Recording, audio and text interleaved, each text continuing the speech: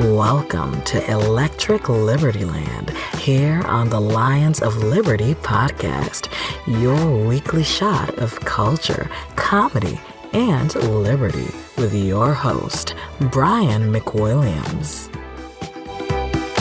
Well, here we are, John, if that is your real name. What a grand old time. Here we are. We're just kind of wound up here. I don't know what we're doing. I forget.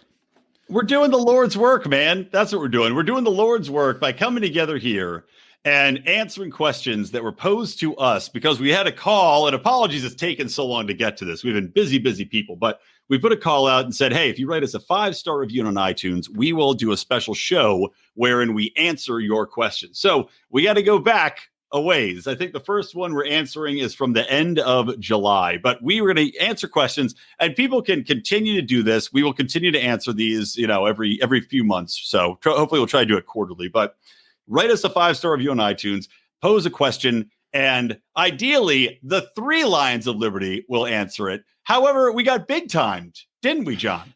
Big time by one of our dickhead cohorts here who's not on the show. Well, I'm not going to throw stones here, but he's a dick. But yeah, his name might begin with M. It might end with a C. The first letter of his last name might be C. Anyway, regardless, we are here for the people. Regardless, we're all busy people. It just so happened that Brian and I care more about. No, I'm just kidding. Brian and I normally do our Degenerate Gamblers show in this time slot we're recording, and it's a Super Bowl, so we got a week off. So we're slamming this in here instead. There you go. So we're going to give you guys a solid, hard-hitting half hour answering your questions. So, John, Mr. Odermatt, are you ready for the trivia round as far as these 5-star questions? I thought you were going to ask me if I was ready to roar. I was going to slap no, you God, in the no. Are you ready to rectally prolapse? That's what I ask people. They always say no. Okay, so first question. This is being posed by Rebel Rachel, and this is back on at the end of July, 7/28/2020. So she has she says, I have a question. I am a conservative-leaning libertarian, a libertarian at heart. I have a hard time identifying with the left-leaning libertarians. If you could explain the difference between left-leaning, right-leaning, and middle-of-the-road libertarians for me, I'd be interested in what you think the differences are. Well, I mean, that's a very interesting question, very relevant to the current state of the Libertarian Party.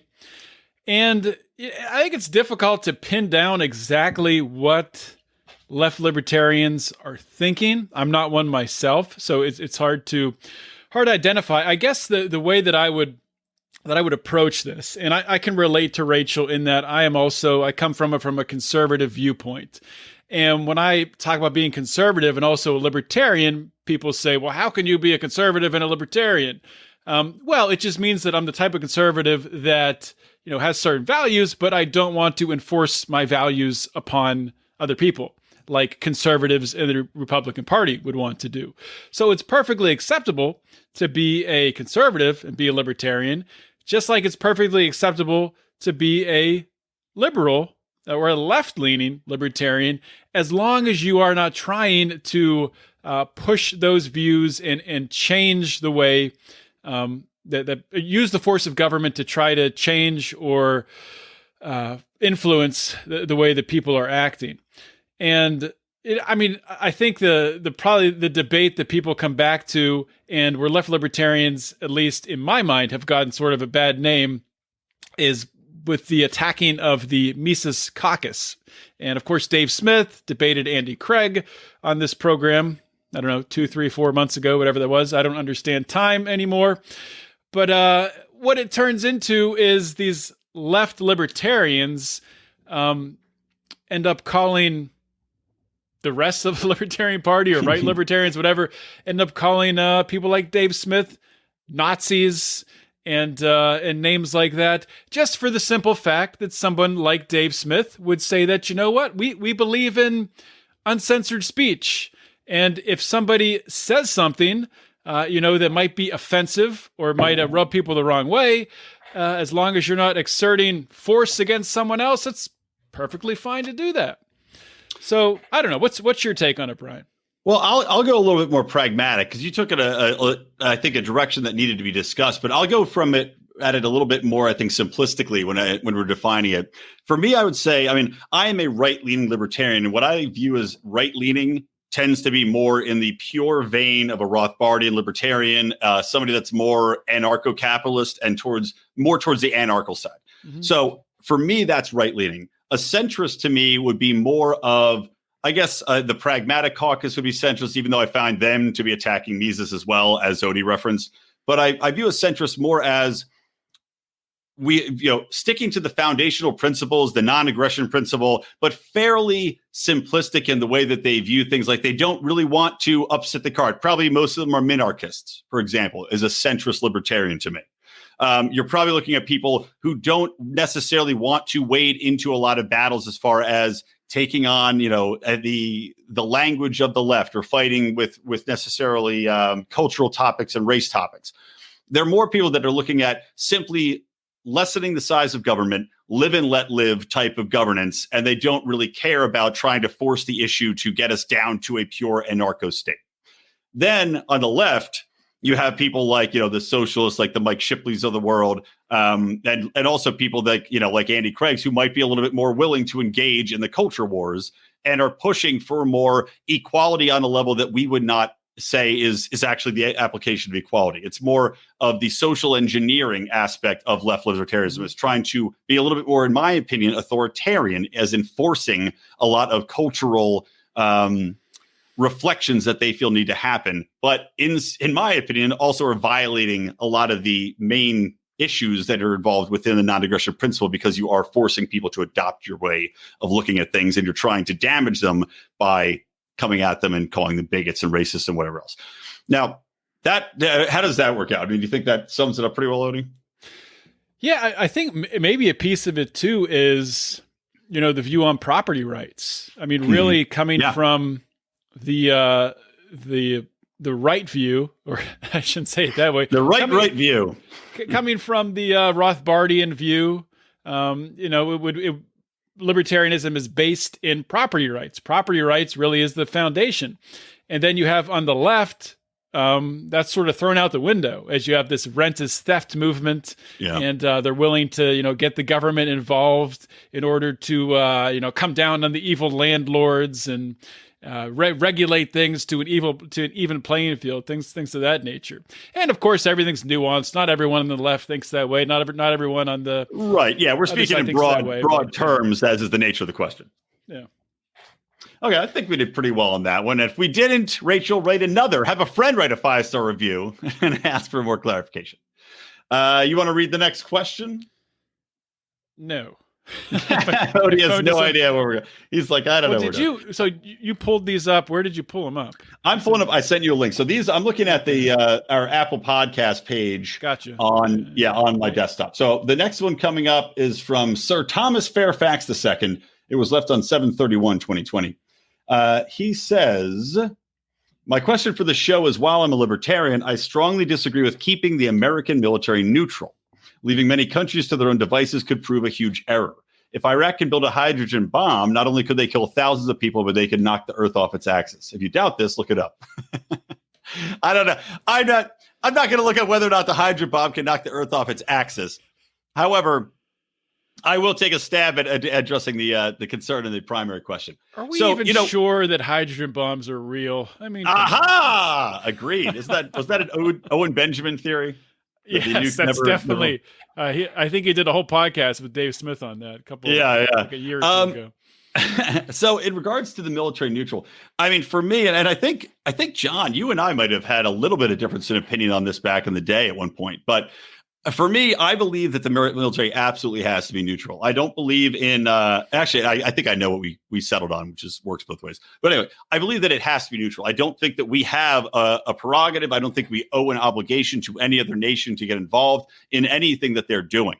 And simply saying that somebody could, in theory, harm us or harm somebody else without the proof of that action. I mean, we see the consequences play out. We saw WMDs serve as the reason for us to go in and overthrow a dictator, destroy a country, which is still not rebuilt and still is suffering, just, destabilize an entire region. And for what?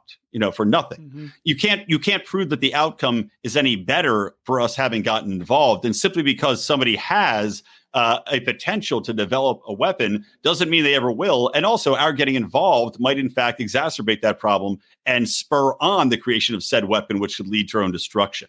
And John, I remember you and I were talking about this way long ago, years ago, where it's kind of like that question of, if you hear your neighbor beating his wife, do you intervene? Right. Mm-hmm. And it comes down, I think, to a matter of personal prerogative. If you believe that the other country is doing something evil and you want to personally go, that's your prerogative. But for me, for my tax dollars and my military, I can't condone that. Yeah, I thought you were going to say, if you hear your neighbor beating his wife, you throw the shopping cart that you left in your yard at them. But in order to get that joke, you got to join the Pride and or listen to Bravo and Beer, our other podcast. But, which we're recording right after this. Yeah, but I think I'll change the way that I answer this question to kind of agree with you, and then kind of just set the stage for, if we lived in a more free society, what I would say. But under the current constructs of our government, we have a wildly corrupt government that is controlled by the military-industrial complex. I don't trust these crooks to do anything right, let alone to decide where they need to intervene or what they need to do in foreign countries. So under the current circumstances of today, or really anything close to the circumstances of today, we should not be intervening anywhere. Just because it's going to be for the wrong reasons, and it's going to do more harm than good, but every single time, just by the nature of the setup we have. But if we lived in like more of a, I know way back in the day, Mark interviewed Shane Whistler on this. He's interviewed quite a few different characters talking about things like city states and other ways to set up a more voluntary government. And if you had like a city-state government, and then city-states could, opt in voluntarily to have a more robust federal type government, but voluntary between, city-states to come up and form a common military that you could, protect your common interests. A situation like that, of course, because it would be based on consent, and at the end of the day, it comes down to consent. And in the current system, we have zero consent.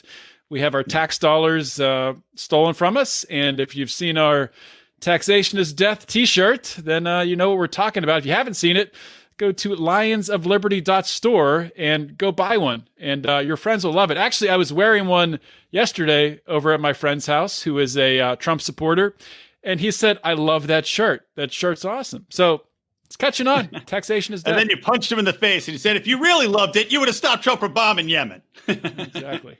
I know that one more thing I'll add on this just for 30 seconds, and then we'll move on to another question, is that, the other thing to remember too, is when you're talking about any sort of involvement and action, we are talking about sending people off to die.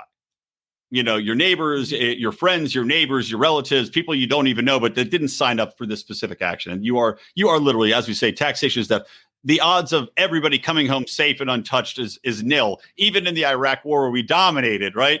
We had more casualties from friendly fire. I think still 3,000 Americans died. So, are you comfortable sending men off to die based upon an unknown? Real quick, since John and I took the time to record this bonus, I'm going to tell you about our other podcast, Bravo and Beer, and also play you a little clip. Check it out. As I've described it, it's our irreverent, off-topic, non-political podcast that is absolutely hilarious. Take a listen, and then go ahead, hit that subscribe button, give us a 5-star review if you'd be so kind, and I guarantee you're going to love it. You're going to cream your jeans. All right.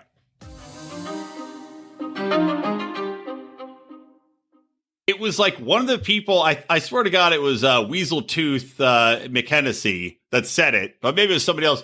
But some friend of theirs named Olin or Ogan said, Olin says, a stingray, his skin is softer than the inside of a vagina.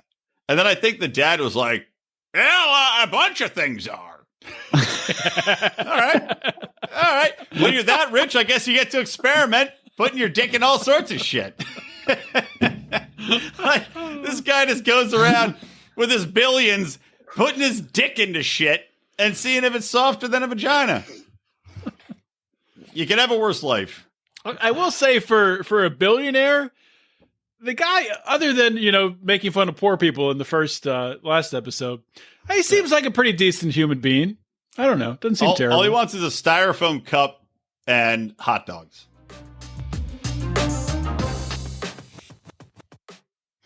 Okay, next. Let's see. I can read the next one. This will be an easy one, I think. Okay. So, I don't know this guy's screen name. It's got some numbers and signs and things. Is he Swedish?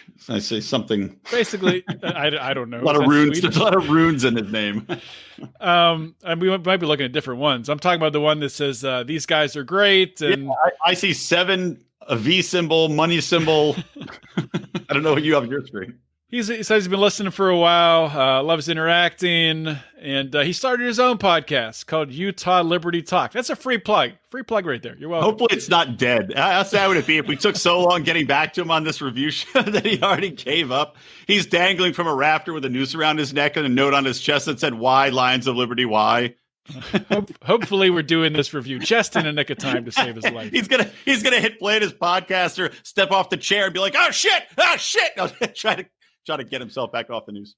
Well, it says here that he had Joe Jorgensen on his show before she won the nomination, so he must have been doing okay. Or maybe Joe just went on any show, anybody that called her. I don't really know. So he wants some advice on how to grow his podcast. Do you want to start that off?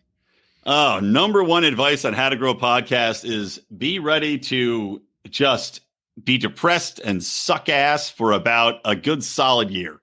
Because building a podcast audience is unbelievably difficult. I mean, we talked about Bravo and Beer, our show that's non-political, and we're spinning it off to, it's fun, number one, but also to try to grow support for shows that aren't necessarily liberty focused, but to get more media attention for libertarians where they're not outwardly libertarian, right? But even that, we've got a huge platform with Lions of Liberty, but even trying to get people to that is a challenge, So growing it is a grind. You have to put in a good year. You have to be absolutely consistent. That is a key, whatever it might be. If it's weekly, if it's 2 weeks, stick to that. Because if you start missing shows and you're unreliable, people aren't going to listen. And then my third thing would be, you need to develop a very unique voice, something different for the marketplace. Otherwise, you will just blend in and fail, and no one's going to really pay attention to you. Yeah, I would just reemphasize, you got to do it every single week. I see all these people starting podcasts, and maybe I know people that have had podcasts for years and years, but they don't do it consistently. They'll do one, every 2 or 3 weeks, and then they wonder why they're not getting any traction. Every single week, pick a day, release it on that day, and just put your head down. Don't look at the numbers. Keep going. And you got to find some way to be unique. So get really good at something, or zero in and, start researching one part of the market, zero in on that and exploit it. You can always, zoom out and expand later, but definitely recommend getting a niche. Yeah. Having guests on always helps too, because they can echo and introduce people to your podcast from their audience. That helps. Obviously being well known in the community, getting involved in forums. Don't spam the forum with your podcast, but that helps. Don't do that. Advertising, if you have money for it, advertising on other podcasts is absolutely a key to growth. Mm-hmm. It's probably the fastest way to grow if you have the money, but it's still a grind. Okay. Best show ever. It is the best show ever. No question there. Just a good comment. Solid. Okay. How about... Oh, now I think, is that it? Maybe that's it. Maybe we got through. I feel like that was too short, but maybe that is it. All right. Wait, well, hold on. We got another one here. Where is it? So I'm clicking through because we have to expand on something. 827. Mm-hmm. This guy's been a listener for a while, learned a lot, blah, blah, blah. Okay. Yeah, there we go. Cover all the bases, interesting interviews, roundtables, blah, blah, blah. So this is a good long one. This will probably take us to the end of the. Yeah. So the question is, who can defend private property? Is it only the owner or the people the owner gave permission to? that can rightfully defend the property, or can anyone who wants rioting to stop pick a block and say, no riots here? So if you work at a store in a strip mall, the owner and you defend it in a riot, can you defend that store only, every store in the strip, or are you in the wrong if you try to defend, other people's stores, things like that? On top of that, how aggressively can you defend? Can you draw a line in the sand that is obvious to everyone and say, anybody that crosses this line, it feels lethal force? Or do you have an obligation to use non-lethal force first and rely on the warning being just that, your warning? This part's a gray area. I am all for supporting the defense of private property, but how much force and where it can be used, I'm unsure about. I'm much more interested in the morality aspect as opposed to the legal aspect. It is more universal since laws will vary so much from state to state. Thanks for everything you do. John's the best. Brian sucks. Okay. I must be looking at different writing than I am. All right. Well, that is a long question. Do you want to start, or do you want me to kick it off? Yeah, I'll take a whack at this here. So, we were talking about private property earlier, and I am come at libertarianism from the mind that private property is the most important foundational principle of libertarianism. And, and just to kind of reinforce what he said at the end there, we're not talking about current laws here, so I don't want to get feedback on this saying, well, the actual law says this, so you're wrong. I don't care. But yeah, from just a moral standpoint and in a more libertarian, a more liberty-based society, this is what I would advocate for. First things first, when you talk about lethal force, if you feel that your life is in danger or your family's life is in danger, you are permitted to use lethal force. If you're on your property, of course, number one. But I would also argue, from a moral standpoint, even if you're not on your own property, if somebody's attacking you or attacking your family, you are permitted to use lethal force to stop them. So kind of going from there and branching out. So he brings up the example, if you're working in a store, in a strip mall, maybe in a GameStop, maybe the multi-billion-dollar company that is now GameStop until it all crashes down and comes crumbling down, like crashes the entire market. But so say you're working in a GameStop and somebody comes in and they start stealing a bunch of shit. So what are you allowed to do to defend it? Can you just shoot him in the head and say, well, you're not getting that game, you asshole. I killed you, you idiot. I would say no. It comes down to weighing, what's really, who's being harmed, what's being harmed. Is there, like I said before, are you in danger of being physically harmed? Proportionate violence. Yeah, exactly. Proportional violence. So can you punch him in the face? I would say yes. Kick him in the face? Absolutely. Kick him in the nuts? Sure. But you cannot just shoot someone in the head that's, committing petty theft. And I forget where I was going with that. You want to take a whack at it for a minute? Yeah, well, so the next question is, can you defend only your store or every store in the strip? This kind of, when I was reading it, reminded me of kind of a reverse tragedy of the commons, right? The tragedy of the commons is that anybody can use this public space, do whatever they wanted to it, and that's why it gets all shitted up, right? Well, why can't we look at it from the opposite perspective, wherein these are the commons that we all share? The strip mall is, in fact, it is private property. You have a store within that. But as a whole, it still does impact you. If all these other stores are burned to the ground and you're the only one standing, there's, number one, nothing to say that your store isn't next. There's number two, no guarantee that your store won't be damaged by virtue of these other fires spreading or whatever damage is spreading, that the entire strip mall might end up having to be redone and boot you out. So I think you do have the right to defend other property that's adjacent to you, or that it would be in your interest or the interest of somebody that you know. If we look at it, from, you're talking a morality perspective, obviously, if I see somebody taking a baseball bat to Odie's car, I'm going to laugh. But if I see somebody taking a baseball bat to somebody's car that I like, I will come up and punch that guy in the face, and I'll tell him to knock it off. This is what. Or if he sees Rico taking a baseball bat to my car, then he will. Rico, more likely we see Rico stealing the stereo out of your car to sell it to pay for his child's his polio braces. But I think that, again, using this reverse tragedy of the commons concept, it's like anything. If you do have a moral obligation, or at least you have a moral choice to make, wherein if it's something being damaged that is adjacent to you, if it's somebody you know or property that is in your purview, I think that you have every right to step in and say, hey, knock it the fuck off. And if they are being violent, you can use proportional violence to stop that action. I would agree. Yeah, it's as simple as that. If you go to the neighboring store and try to stop someone from stealing something or setting it on fire, and they, turn around and take a swing at you, or, swing a crowbar at you or something, game's on at that point. I mean, if someone's swinging a crowbar at me, I'm allowed to use lethal force, because that could kill me easily.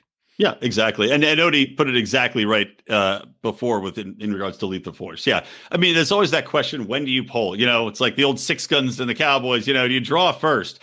Well, yeah, sometimes. I mean, if I had a gun and it's like, honestly, I was amazed at some of the restraint shown during the Black Lives Matter riots when people were walking down the street armed with rifles. The fact that nobody got shot in the standoff in the suburbs with the guy and his wife out there and he has an AR and there's people walking around the neighborhood carrying ARs. I think if you're that couple, I would say, I mean, not that you necessarily want to raise that gun unless they're raising theirs, but I think they would have been in their rights to take at least a few warning shots. No one can tell for sure when you're going to be stabbed in the face. You have to take a guess. And all you can do is take in the surroundings, the environment, who you're dealing with, all those things come into account with life and death decisions. So, yeah, well, that brings up another interesting question with, these riots we've seen, or even before the riots, but just when they were doing protests. But now it's even kind of more of a problematic situation. If your car gets surrounded, you're driving down the street, there's a protest, there's a riot.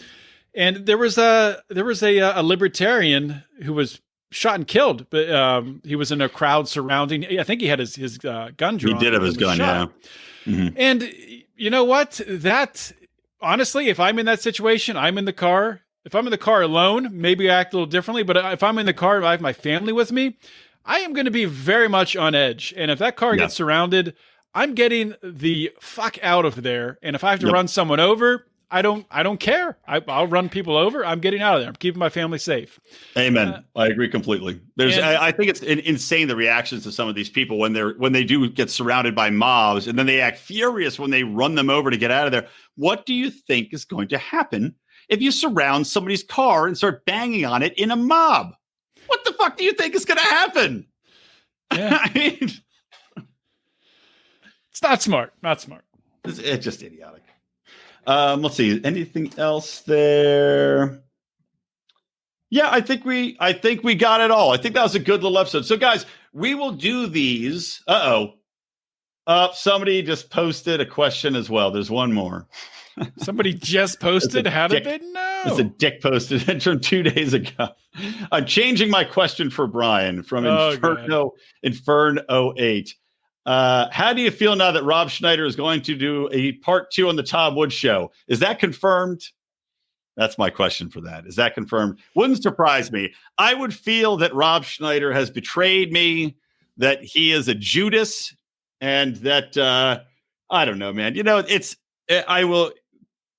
I'm pissed off. Yes, I won't say I'm not pissed off that Rob hasn't been on the show yet. But at the same time, I'm a professional, and I will not allow that to get in the way of having him on and having a great conversation, so that all of you may benefit, and that Tom Woods may see how a interview / discussion with a comedian should be handled to the entertainment of all, rather than boring them to death.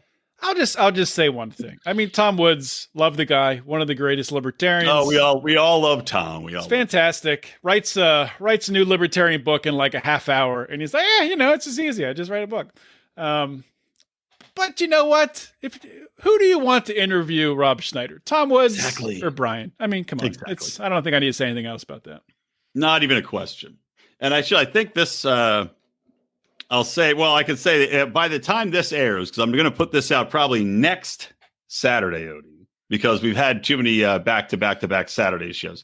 So I'm going to put it out next Saturday, but by that time, I should have had Dave Rubin on the show. So at least there's a nice Schneider adjacent comedian / philosopher. If not, you can just edit this part out. Exactly. I'm not editing shit. That's a lot of work. So there you go. But yes, it angers me that Rob is going to be on Tom Woods again if that is in fact true. But whatever. Whatever, man. I'm actually more angry that Tom hasn't had you or I on than they'd have. And he's having Rob on for part 2. I mean, Rob Schneider just became a libertarian like last week. Come on. Yeah. And here we are sitting here. Beautiful. We're like the hot chicks on the wall in the gym at the dance. And there's just a bunch of nerds standing across the room. Nobody will ask us to dance. Sad. Yeah. Tom's like that, awkward kind of goofy looking guy that for some reason the chicks want to bang. Doesn't make sense. I don't know why. Maybe he's got a nice car. Maybe his dad owns a shoe store. Do we know that? Can somebody fact check if Tom Wood's dad owns a shoe store? All right. Any last words, Odie? Otherwise, let's Bravo and beer it. No, that's all I got. All right, guys. So remember, you can add a 5-star review. We will do these every 3 months. So if you want to ask us a question of the Lions of Liberty, go on to your iTunes because that's the most popular one. Write us a 5-star review and a question, and we will answer it forthwith. Until then, be good. And for Odie, always keep the fires of liberty burning. There you go. For go. me, always stay plugged into liberty. Adios. See ya.